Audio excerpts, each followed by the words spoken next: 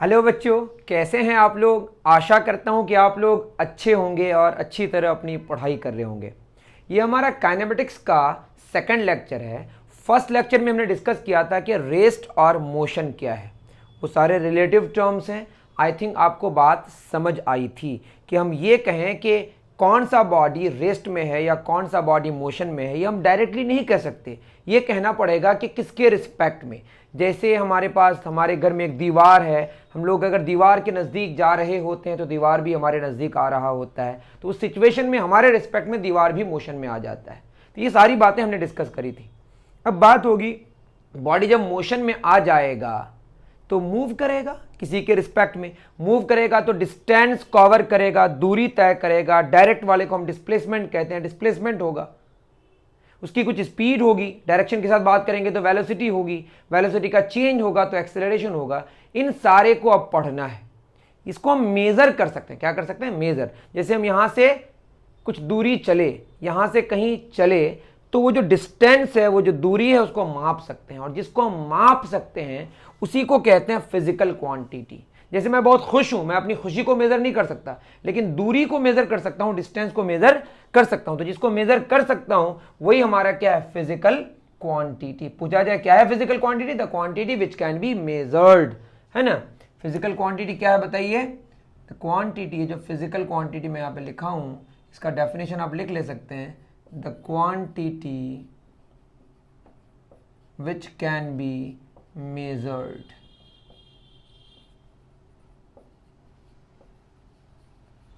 वह राशि जिसको हम माप सकते हैं, है ना।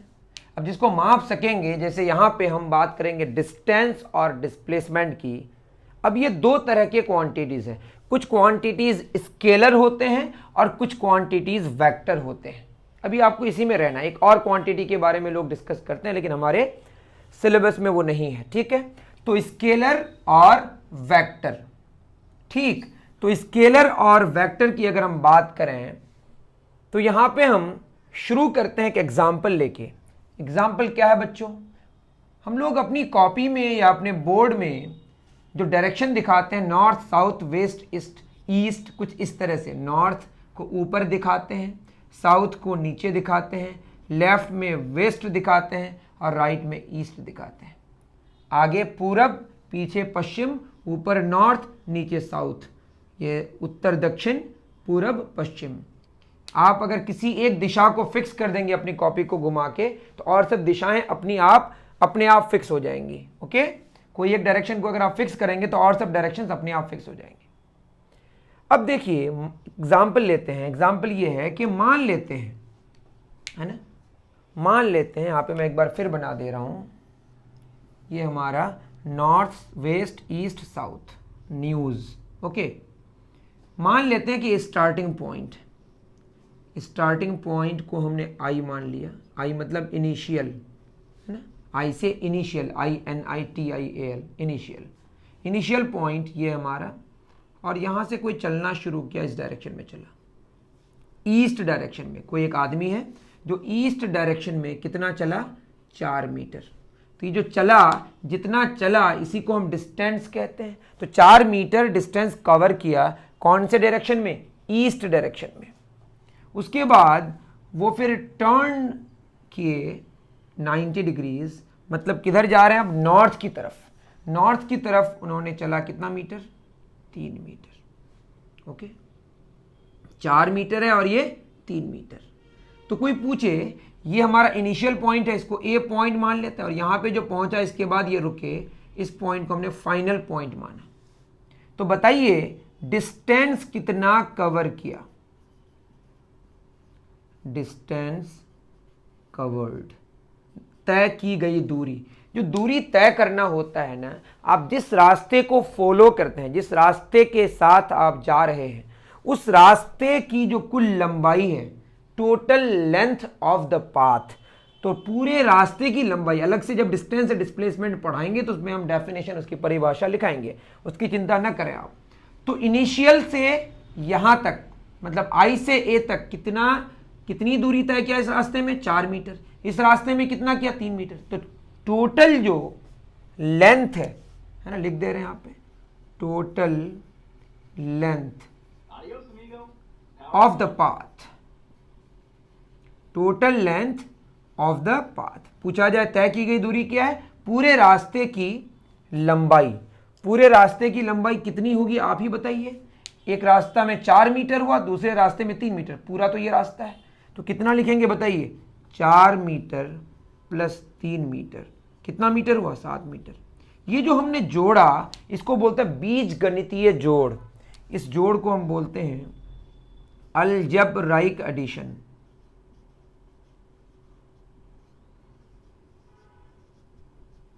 कौन सा एडिशन बच्चों, अलजब्रिक, जिसको बोलते हैं अलजब्राइक लिखा जाता है, ALGEBRAIC।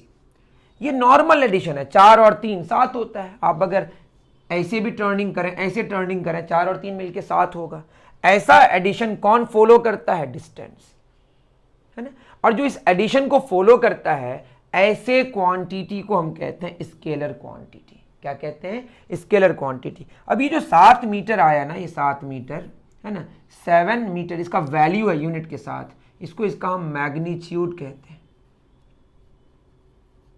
तो ये तो क्लियर हो गया, जो स्केलर क्वांटिटी होगा उसमें मैग्नीट्यूड तो होना ही है, क्योंकि मेजर करेंगे, मापेंगे तो कोई रिजल्ट तो आएगा, मैग्नीट्यूड तो होना ही है। और किसको फॉलो करता है, अलजेब्रिक एडिशन को। ये इंपॉर्टेंट बात है।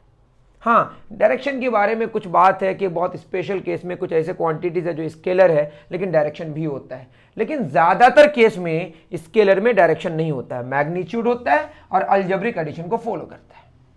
अब आते हैं इस क्वेश्चन में, अगर पूछे कि बताइए डिस्प्लेसमेंट क्या होगा, तो डिस्प्लेसमेंट का मतलब होता है shortest path length from initial to final. तो अगर मैं बोलूं डिस्प्लेसमेंट, तो डिस्प्लेसमेंट यहां पे मैं निकाल रहा हूं, विस्थापन बोलते हैं हिंदी में।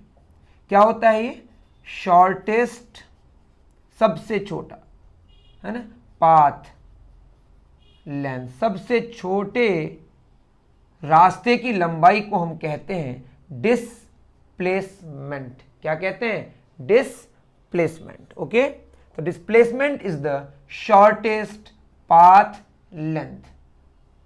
ओके बच्चों, बहुत बढ़िया। तो शॉर्टेस्ट पाथ लेंथ कौन सा हुआ हमारा, ये डायरेक्ट वाला। यहां पे हमें पता है कि एंगल कितना डिग्रीज है, 90 डिग्रीज। तो यहां तो हम आराम से निकाल सकते हैं, ये कितना है 4 और ये है 3, तो ये निकल जाएगा। कैसे निकलेगा बताइए। और ये भी लिखना पड़ेगा यहां पे, फ्रॉम इनिशियल पोजीशन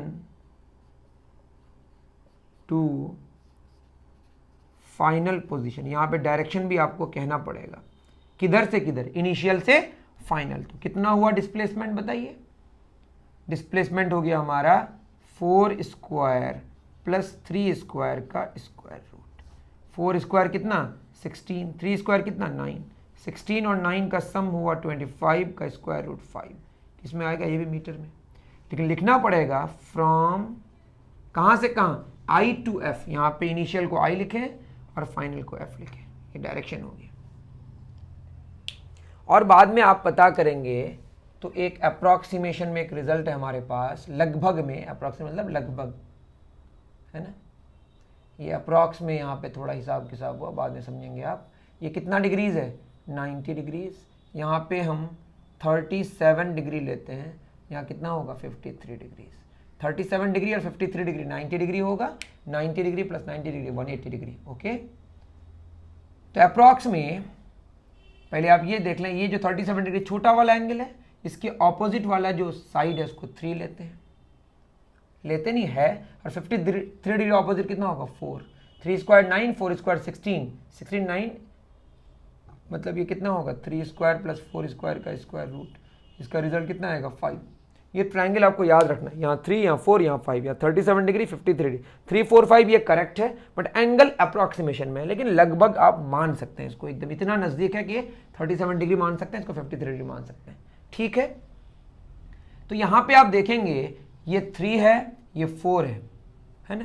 तो 3 4 5 इसी तरह का, यहाँ पे कितना है हमारा 5 मीटर। तो ये कितना डिग्री हुआ 37 डिग्री। ये 37 डिग्री किसके साथ एंगल बन रहा है, ईस्ट के साथ, है ना। किधर की तरफ, नॉर्थ की तरफ। तो इसको हम ऐसा नहीं लिख के बढ़िया लिखते हैं, क्या 5 मीटर 37 डिग्री किधर, नॉर्थ की तरफ। किससे, ईस्ट से, तो बोलते हैं 37 degrees north of east. Okay, ये जो आप देख रहे हैं दिस इज डायरेक्शन, ये डायरेक्शन है, दिशा बता रहा है कि कितना किधर जा रहा है। तो हमें तो पता है कि ईस्ट और नॉर्थ किधरों नहीं जा रहा है, ईस्ट और नॉर्थ के बीच में कहीं से जा रहा है। किससे एंगल बना रहा है? ईस्ट से। किधर की तरफ? नॉर्थ की तरफ। तो बोलते हैं 37 डिग्री नॉर्थ ऑफ ईस्ट, और ये हमारा मैग्नीट्यूड है। मतलब, और ये जो क्वांटिटी है इसको वेक्टर क्वांटिटी कहते हैं। डिस्प्लेसमेंट इज अ, जैसे डिस्टेंस कैसा क्वांटिटी है? स्केलर।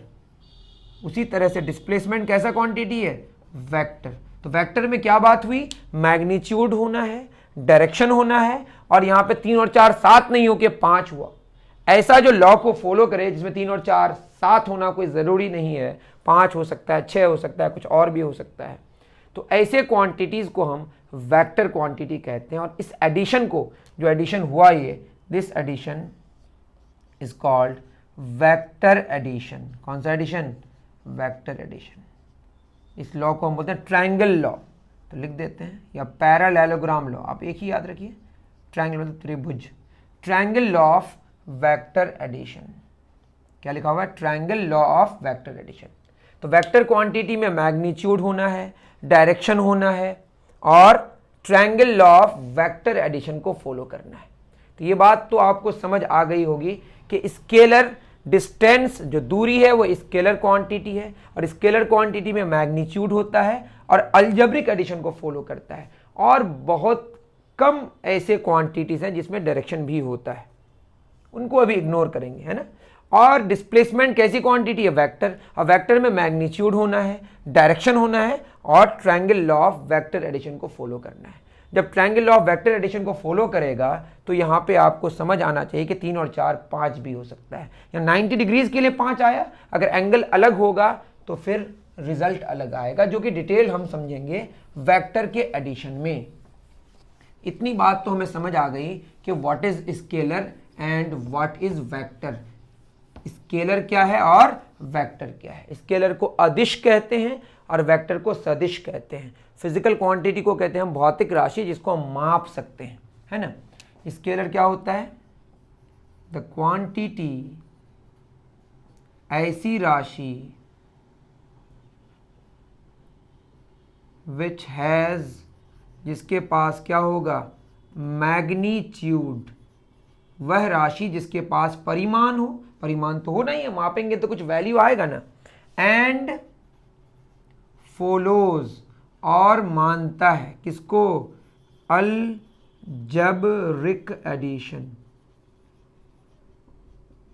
वह राशि जिसके पास मैग्नीट्यूड हो, परिमाण हो, और वह अलजेब्रिक एडिशन को फॉलो करे। आप ऐसे भी लिख सकते हैं हिंदी में, स्केलर क्वांटिटी वह क्वांटिटी है जो किसको? जिसके पास परिमाण हो, मैग्नीट्यूड हो, और जो अलजेब्रिक एडिशन को फॉलो करे। उन्हें बता दिया अच्छे से, is called scalar quantity. Example में आप अभी याद रखेंगे क्या क्या? डिस्टेंस तो अभी हमने जाना, उसका डिस्टेंस से ही रिलेटेड होगा स्पीड, अभी तो इतना ही जानना है। अब वेक्टर क्वांटिटी के लिए जगह कम पड़ गई तो मैं कोशिश करता हूं लिखने की। द क्वांटिटी, पढ़ लीजिएगा, है ना, विच हैज, क्या होगा इसके पास? मैग्नीट्यूड, वैल्यू तो होगा ही ना, और साथ में क्या होगा?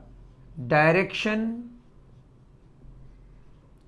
एंड इसमें एक्स्ट्रा बात होगी, उसमें भी है, फॉलोज, मतलब ये स्पेशल हुआ। ट्रायंगल है ना, जगह नहीं, नीचे लिख दूं, TRIANGLE, triangle law of vector addition, है ना। The quantity which has magnitude, direction and follows triangle law of vector addition. इसमें अगर हम एग्जाम्पल लें तो अभी हमने जाना डिस्प्लेसमेंट, है ना, पूरा लिख लीजिएगा आप, और दूसरा वेलोसिटी। यहाँ पे मैं एक नोट लिख देता हूँ, है ना, स्केलर क्वांटिटी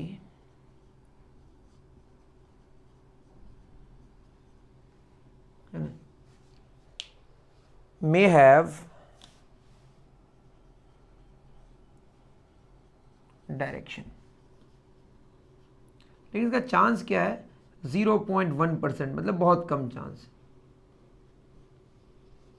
है ना। तो इसके बारे में आपको चिंता नहीं करनी है। कुछ स्पेशल केस हैं जैसे इलेक्ट्रिक करंट है, समझेंगे आप बाद में कि स्केलर क्वांटिटी डायरेक्शन होने के बावजूद, ठीक है, क्योंकि उसको अलजेब्रिक एडिशन को फॉलो करता है।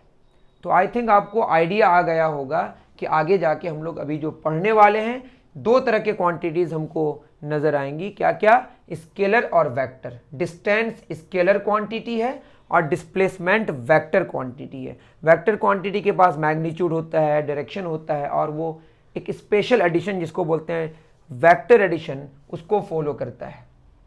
और स्केलर में मैग्नीट्यूड होता है और अलजेब्रिक एडिशन को फॉलो करता है, और बहुत कम चांस है कि किसी क्वांटिटी में डायरेक्शन हो और वो स्केलर हो। ओके, ज़्यादातर क्वांटिटीज़ में डायरेक्शन होगा तो वो वेक्टर होगा, 99% से भी ज़्यादा। ओके, चलिए अब हम लोग समझते हैं वेक्टर एडिशन, क्योंकि सबसे ज़्यादा इंपॉर्टेंट वही बात है हमारी, और हमारा आज का मेन टॉपिक यही है, वेक्टर एडिशन, है ना। सदिश जोड़ क्या चीज़ है ये? नॉर्मल तो 4 और 3 साथ होता है, उसको अलजेब्रिक एडिशन कहते हैं। हमने देखा 90 डिग्रीज में 4 और 3 5 हो गया। वही समझना है कि क्या है वेक्टर एडिशन। देखिए वेक्टर एडिशन क्या कहता है कि हमारे पास मानते हैं कि एक वेक्टर है। वेक्टर का मतलब हो गया, देखिए मैं वेक्टर बना रहा हूँ। वेक्टर का मतलब रफली अगर देखें, वैसे अगर ठीक से हम मेज़र करें तो इसका भी मेजरमेंट हो सकता है। जैसे मैं डिस्प्लेसमेंट को वेक्टर क्वांटिटी बोला, और है भी वो, फोर्स भी वेक्टर क्वांटिटी है, बट डिस्प्लेसमेंट से आपको कनेक्शन समझ आएगा। फिजिकली आप देख पाएंगे चीज़ों को कि ये जो पीछे आप देख रहे हैं ये डिस्प्लेसमेंट का मैग्नीट्यूड है, और ये जो आप देख रहे हैं ये डायरेक्शन है। तो वेक्टर में ये वाला जो लाइन सिगमेंट है, जो रेखाखंड है, वो आपको मैग्नीट्यूड बता रहा है, और ये जो तीर है ये दिशा बता रहा है। ओके, मान लेते हैं वेक्टर है ना। Let A and B are vectors.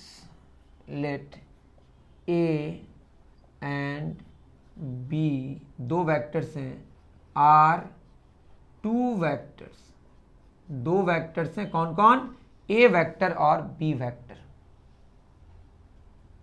Theta is, theta हम मान लिए एंगल, इन दोनों के बीच का कोण है बिटवीन वेक्टर ए। वेक्टर लिखने का ये नहीं समझ गए ना, वेक्टर क्या है? पीछे मैग्नीट्यूड कह रहा है, आगे डायरेक्शन, ये symbol vector A and vector B. अब बात आ रही है कि एंगल कैसे लें। दो वेक्टर्स हैं और हमने मान लिया कि जो वेक्टर ए का है ना, ये मॉडुलस कहलाता है। इससे डरने की ज़रूरत नहीं, इसको क्या कहते हैं? Modulus, MODULUS। मॉडुलस इस्तेमाल होता है मैग्नीट्यूड के लिए, मतलब डायरेक्शन को छोड़कर जब बात करेंगे तो वो उसका वैल्यू होगा, मैग्नीट्यूड होगा। तो इसका मैग्नीट्यूड हमने मान लिया कुछ x, आप ए भी मान सकते हैं, है ना। हमने क्या मान लिया?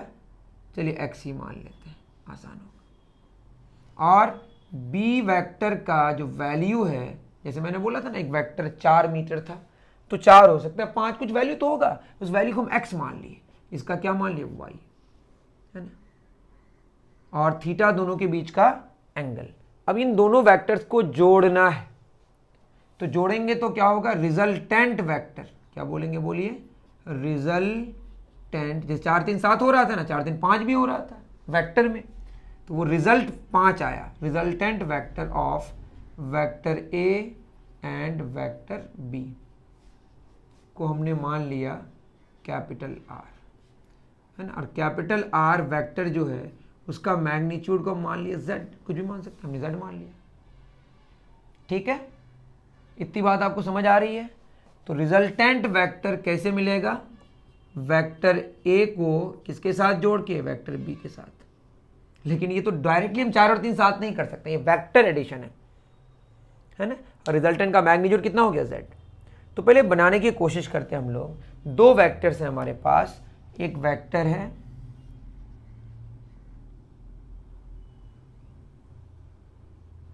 ए वेक्टर, ये हमारा ए वेक्टर है। थोड़ा मैं अच्छे से बनाने की कोशिश कर रहा हूँ, आपको दिक्कत है तो बताएं। इसका मैग्नीट्यूड मतलब ये जो लेंथ है ये हमारे पास x है, और दूसरा वेक्टर कहीं पे भी है। आप वेक्टर को इधर उधर आप रिप्लेस कर सकते हैं, बस आप डायरेक्शन न बदलें। मैग्नीट्यूड तो बदल ही नहीं सकते हैं, दिशा न बदल के हम इसको उठा के इधर उधर कर सकते हैं। कहीं पे दूसरा वेक्टर था उसको मैंने यहाँ पे बनाया, यहीं पे क्यों बनाया समझिएगा। ये कौन सा वेक्टर है, किसी भी डायरेक्शन में हो सकता है, मैंने इस डायरेक्शन में लिया, मान लिया किसी डायरेक्शन में।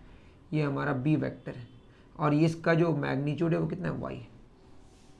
ठीक है, अब देखिए ये हमारा एक इनिशियल पॉइंट है, ये मान लेते हैं ए है, इसको हम पी मान लेते हैं, और ये फाइनल पॉइंट। इनिशियल से लेकर फाइनल जो होगा यही तो रिजल्ट होगा ना। डिस्प्लेसमेंट से बात समझ भी आती है, और 90 डिग्रीज था, यहाँ पे कुछ और एंगल है। इनिशियल से फाइनल ये हमारा रिजल्ट है। ठीक है, तो रिजल्टेंट जो होगा वो ए वेक्टर प्लस क्या, बी वेक्टर। थीटा कौन सा होगा, थीटा होगा ए वेक्टर से कितना घुमा हुआ है बी वेक्टर, ये वाला एंगल नहीं, इसको आप थीटा ना समझे। आप देखिए ए वेक्टर इधर है ना, इस डायरेक्शन में, ये हम अगर नॉर्थ साउथ वेस्ट ईस्ट माने, ईस्ट के तरफ है ये पहला वाला वेक्टर, दूसरा वाला कुछ घुमा हुआ है नॉर्थ की तरफ, तो ये कितना घुमा हुआ है, इसके लिए आपको क्या करना पड़ेगा, ये हमारे पास, इसको हम थोड़ा सा आगे बढ़ा देते हैं, ये कितना रोटेट किया हुआ है, इसको बोलते हैं angle between A vector and B vector. मतलब ए वेक्टर से बी वेक्टर कितना रोटेट किया हुआ है, तो ये है हमारा थीटा। अभी रिजल्ट जो है, रिजल्टेंट का डायरेक्शन हमको नहीं पता, हमको ए वेक्टर के बारे में जानकारी है क्योंकि गिवन है, दिया हुआ है, बी वेक्टर के बारे में जानकारी है, गिवन है कि किधर है, बट ये नहीं पता कि रिजल्टेंट किधर है, कितना इसका मैग्नीट्यूड है। तो रिजल्टेंट का मैग्नीट्यूड हमने z ले लिया, रिजल्टेंट ए के साथ कितना एंगल बना रहा है, या बी के साथ, हम ए के साथ ले रहे हैं, इसको हम अल्फा ले लिए। अल्फा क्या हो गया बताइए, alpha is angle between BETWEEN A vector किसके साथ, एंड आर वेक्टर। ओके, ये बात आप समझे। तो ये जो हमारे पास रिजल्ट आया कि एक ट्रायंगल हमने बनाया है ना, उस ट्रायंगल का जो तीसरा साइड है ए और बी छोड़कर, वो रिजल्टेंट शो कर रहा है। चूंकि ये ट्रायंगल है इसलिए इसका नाम पड़ गया triangle law of vector addition. तो इससे जो हमारा नाम आएगा, ये कौन सा लॉ होगा, triangle law of vector addition. तो आप समझे कि कौन सा एंगल लेते हैं, ये आप समझ गए होंगे। अब इसी को हम दूसरे तरीके से कैसे बना सकते हैं, अभी तो और डिटेल बात करेंगे, डोंट वरी फॉर दैट। ये हमारा ए वेक्टर है ना, जिसका मैग्नीट्यूड हमने x लिया। ये कौन सा वेक्टर है हमारा, बी वेक्टर, जिसका मैग्नीट्यूड हमने y लिया। अब क्या किया हमने, है ना, एग्जैक्टली ऐसे ही, मतलब इसी को उठा के यहां पे लेके आए। तो ये कौन सा वेक्टर है हमारा, बी वेक्टर, और ये हमारा कौन सा वेक्टर है, ए वेक्टर, यहां उठा के लेके। ये क्या बन गया, एक पैरेललोग्राम। अब पैरेललोग्राम का जो ये वाला हमारा डायगोनल है, यही डायगोनल तो रिजल्टेंट बता रहा है ना। अब ये एंगल कितना बना रहा है यहाँ पे, अल्फा ए के साथ, और यहाँ जो ये पूरा एंगल है, ये देखिए यही ना था हमारा थीटा, ये हमारा थीटा था। तो ये थीटा था तो यही तो है हमारा, ये अगर थीटा होगा तो ये भी थीटा होगा, इसको कॉरेस्पॉन्डिंग एंगल बोलते हैं। तो ये जो पूरा हुआ, ये पूरा हमारा थीटा है। इसका मतलब देखिए ए वेक्टर और ये कौन सा, बी वेक्टर, दोनों का इनिशियल पॉइंट कॉमन है। अगर इनिशियल पॉइंट कॉमन हो जाए, इसको मतलब टेल, दोनों का टेल एक जगह हो जाए, तो वहां पे हम एंगल लेते हैं। ये नहीं कि हेड टेल जहां बराबर हो, यहां नहीं लेंगे, इसको ऐसे देखना पड़ा रोटेट करके। ये थीटा होगा तो आप बताइए, ये भी तो थीटा होगा। ये देखिए ये वाला बी वेक्टर और ए वेक्टर, ये पूरा थीटा है। इसका मतलब हेड को हेड के साथ मिला के आप एंगल ले सकते हैं या टेल को टेल के साथ। ये बात आप नोट कर लें, या तो टेल को टेल के साथ या हेड को हेड के साथ। हम तो ये समझ ही ना कितना रोटेट कराना है, तो पूरा मैंने समझा ही दिया। चूंकि जो रिजल्ट है ये एक पैरेललोग्राम बोलते हैं, समानांतर चतुर्भुज आई थिंक हिंदी में, है ना, उसका डायगोनल से आया, तो इसको बोलते हैं हम लोग parallelogram law of vector addition. क्या है बताइए? Parallelogram law of vector addition. तो ये बस अभी हमने आपको पिक्चर में बताया, अभी तो डिटेल्ड डिस्कस करना है कि इस एक का नाम पड़ा ट्रायंगल लॉ, दूसरे का नाम पड़ा पैरेललोग्राम लॉ। लेकिन क्या है ये? वेक्टर एडिशन ही है। दो तरीके से हम विजुअलाइज कर सकते हैं, या तो पैरेललोग्राम PARALLELOGRAM, है ना, parallelogram law of vector addition. तो नाम समझ गए आप? चलिए बहुत बढ़िया, इसको मिटा दूं। अब इसको डिटेल समझने की कोशिश करते हैं।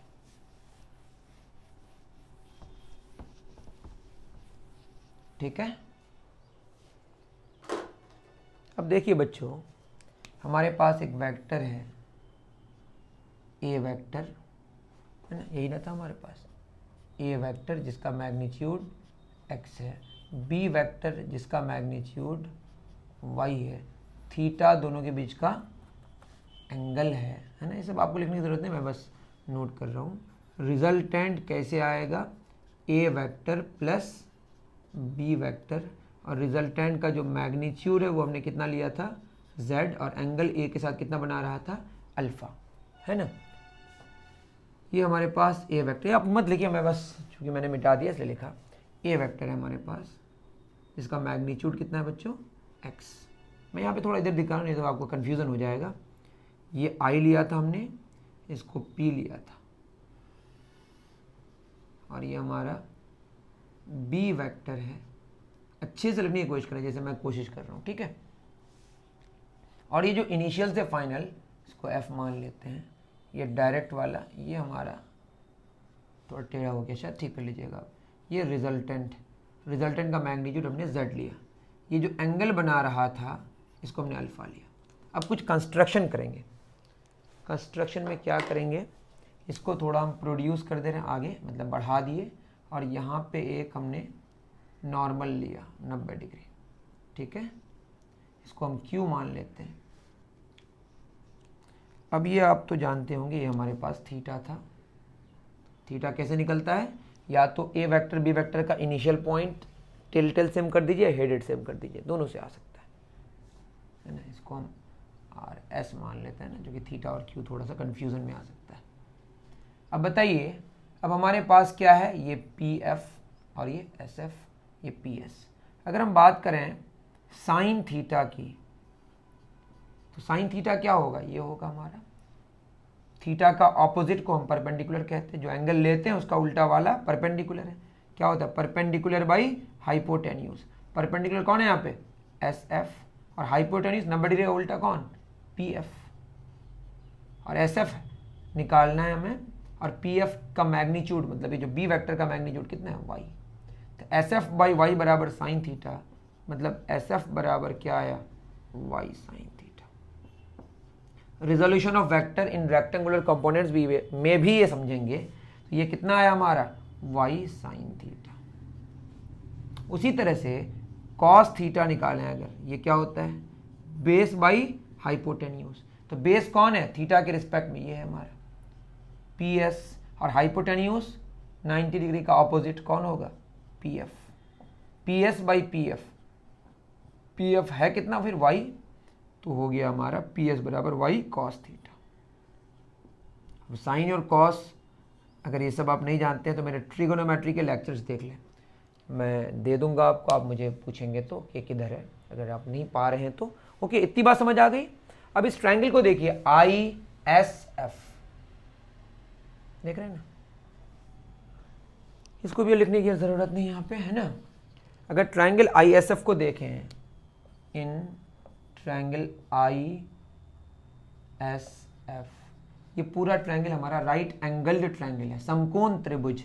इस समकोण त्रिभुज में आई एफ किसके बराबर होगा, I S square plus S F square, इस पूरे का स्क्वायर रूट, इतना तो आपको आता होगा, है ना। और आई एफ क्या है, कितना वैल्यू इसका, जेड, यही तो हमारा रिजल्टेंट का मैग्नीट्यूड है जो किसके बराबर है, जेड के बराबर, दोनों लिख दिया मैं, ठीक है।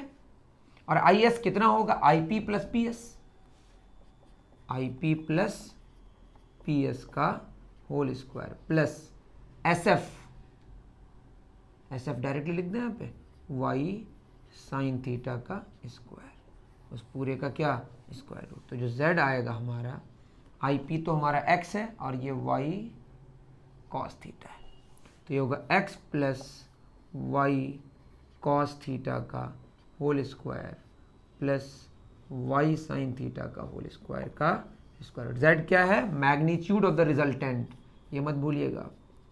अभी हम लोग रिजल्टेंट का मैग्नीट्यूड निकाल रहे हैं, डायरेक्शन भी जानना पड़ेगा, अल्फा डायरेक्शन बताएगा कितना घुमा हुआ है ए के साथ। तो z हो गया a प्लस बी का होल स्क्वायर, ए स्क्वायर, ये तो जानते होंगे ना, मैं लिख दे रहा हूँ, ऐसा कैसे हो सकता है अगर नहीं जाना है, ए स्क्वायर प्लस 2ab प्लस बी स्क्वायर, तो क्या होगा, ए स्क्वायर मतलब x square plus Y cos theta का स्क्वायर प्लस 2ab 2x और b वाई कॉस थीटा, है ना। अब तो मैं मिटा सकता हूँ यहाँ पे, नहीं तो बहुत ज़्यादा गंदा हो जाएगा। चलिए, प्लस वाई साइन थीटा का स्क्वायर,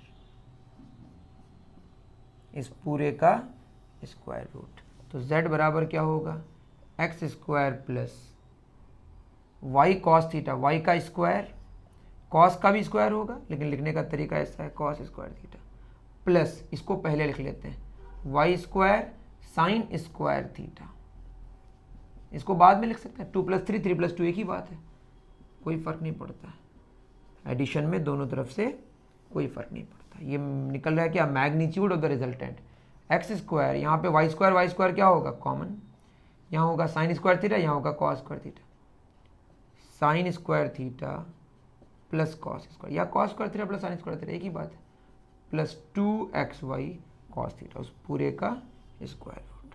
तो z बराबर X square plus Y square sine square theta plus cos square theta, ये बहुत ही ज़्यादा फेमस आइडेंटिटी है जिसका वैल्यू 1 होता है, जानते होंगे आप, प्लस 2xy कॉस थीटा, इस पूरे का स्क्वायर रूट। तो z आया हमारा X square plus Y square plus 2xy cos theta का स्क्वायर रूट। ओके, तो ये हमारा आया मैग्नीट्यूड ऑफ द रिजल्टेंट, क्या आया, पूरा अभी रिजल्ट नहीं आया, सिर्फ मैग्नीट्यूड आया है, फिर डायरेक्शन भी पता करना है, इतना आप नोट करें, ठीक है। चलिए, वही ट्रायंगल आईएसएफ में अभी तो हमारा क्या आया, मैग्नीट्यूड, तो यहाँ नोट कर लेते हैं, जो z आया, जो रिजल्टेंट का मैग्नीट्यूड है वो आया X square plus Y square plus 2xy cos theta का स्क्वायर, जहाँ पे x और y वो दो वेक्टर्स जो a और v है उनके मैग्नीट्यूड्स है, और थीटा दो वेक्टर्स के बीच का एंगल है ना। अब जानेंगे डायरेक्शन। अब डायरेक्शन के लिए क्या करेंगे, tan अल्फा निकालेंगे, tan अल्फा निकालेंगे तो अल्फा निकल जाएगा, जैसे मैं बोलूँ tan अल्फा बराबर 1 आया तो अल्फा बराबर कितना होगा, 45 डिग्रीज, क्योंकि 45 डिग्रीज में ही तो अल्फा हमारा tan अल्फा 1 होता है ना। तो tan निकालेंगे तो अल्फा निकल जाएगा अपने आप, क्या होगा, परपेंडिकुलर मतलब एफ एस, क्या फॉर्मूला tan का, परपेंडिकुलर बाई बेस, तो tan अल्फा हो जाएगा हमारा, परपेंडिकुलर है एफ एस और बेस है आई एस, तो जो tan अल्फा हुआ एफ एस मतलब एफ एस रहने दो, और आई एस क्या होगा, I P plus P S, तो tan अल्फा जो आया हमारा, एफ एस कितना है, वाई साइन थीटा और आई पी एक्स और P S Y cos theta, आ गया tan अल्फा।